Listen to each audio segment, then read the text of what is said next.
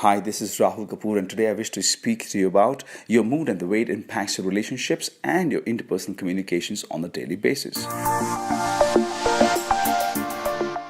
Now, there is a lot of things that happens in your body which impacts your mind, and that in turn impacts the way you behave. Now, I just want you to create this awareness that if your body is experiencing some kind of pain or discomfort, it clearly has an impact on your actual conversations through the day with people. Now, let's kind of try and break this down into different categories so that you understand and can classify or qualify yourself into one of these.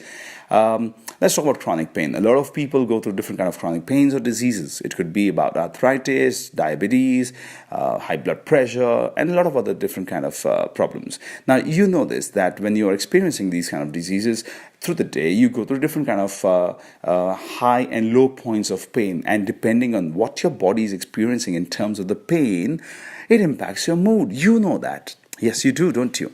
But the problem is this, that people you're interacting with may not be aware of that. Let's move on to some seasonal pains, or it could be one-off odd scenarios where you had a bad headache, or you've had some kind of unexpected pain in the body, or you've hurt yourself somewhere. Now, these are things that you can be conscious about, because this is not your natural self. And when you know that you are at unease in your body, and when you're interacting with people and you're experiencing some kind of discomfort in the way you're talking to them, well, now you know why that happens.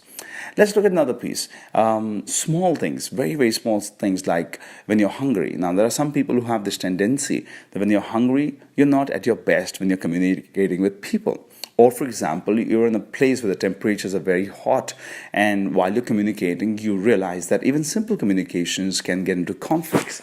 Now, I just want to first create this awareness for you. The question now is, what do you do about this? Well, very simple. Let's start from the backwards.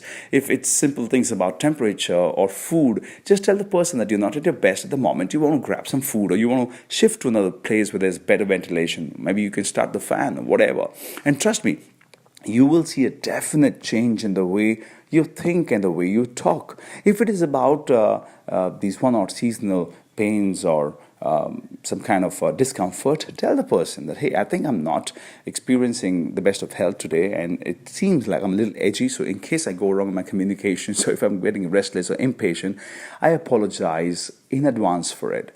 The most important thing is, if you're living with people and if you're experiencing chronic pains or diseases, it is so important that you tell them, you explain to them, you spend some time with them, and then tell them exactly what you go through and how these mood swings happen.